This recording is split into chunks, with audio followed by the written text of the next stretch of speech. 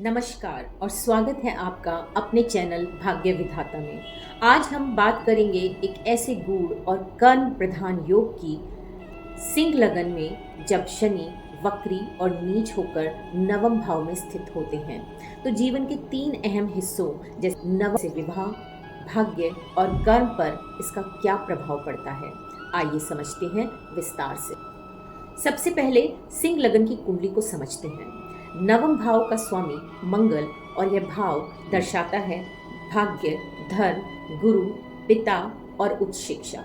यह शनि इस लगन में छठे और 7वें भाव का स्वामी होता है, यानी यह रोग, शत्रु, संघर्ष और साथ ही विवाह और जीवन साथी को दर्शाता है। जब शनि नवम भाव में मेष राशि में आते हैं तो ये नीच के हो जाते हैं। अगर वह वक्री भी हो तो उसकी ऊर्जा और भी अंदर की ओर गहरी और कार्मिक हो जाती है। सबसे पहले सिंह लगन की कुंडली को समझते हैं। शनि का स्वभाव देरी करना है पर इनकार नहीं। इसका असर 36 से 42 वर्ष की उम्र के बाद दिखता है, लेकिन उन्नति के साथ, परिवर्तन के साथ, धर्म और विश्वास में बदलाव, पारंपरिक धर्म से दूर जाने की प्रवृत्ति हो जाती है, लेकिन बाद में एक गहरी अनुशासित आध्यात्मिकता विकसित होती है।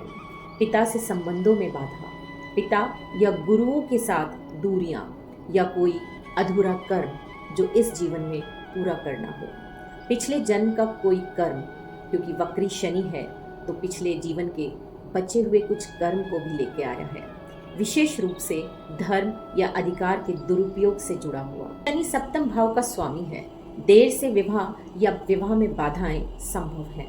जीवन साथी का बैकग्राउंड बिल्कुल अलग हो सकता है, शायद दूसरे धर्म या संस्कृति से। यदि रिश्ता केवल कर्तव्य पर आधारित हो तो उसमें भावनात्मक दूरी आ सकती है। पर ध्यान रहे, शनि अनुशासन से प्रेम करता है। मेहनत और धैर्य से विवाह सफल हो सकता है। इस योग वाला व्यक्ति जीवन में संघर्ष के बाद एक मार्गदर्शक, शिक्षक या कर्म योगी बन सकता है। शनि का संदेश साफ है, कर्म करो, फल की चिंता मत करो। कुछ उपाय इस तरह से हैं। शनिवार को शनि मंत्र का जाप करें। ओम शम शनिचराय नमः। बूढ़ों यानी कि बड़े बूढ़ों, मजदूरों या विकलांगों की सेवा करें। धार्मिक विषयों में घमंड या कटाक्ष बिल्कुल ना करें, उससे बचें। मंगल को भी मजबूत करें क्योंकि वह नवम भाव का स्वामी है। तो आइए इस योग को संक्षेप में समझते हैं।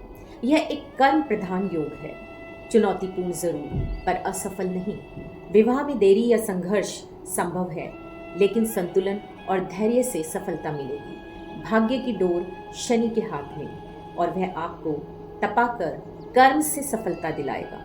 अगर आपकी कुंडली में ये योग है या आपने किसी का ऐसा जीवन देखा है तो हमसे ज़रूर साझा करें। वीडियो को लाइक, शेयर और सब्सक्राइब करना ना भूलें और बेल आइकन को भी दबाएं ताकि अगला ज्योतिष अपडेट आपसे ना छूटे।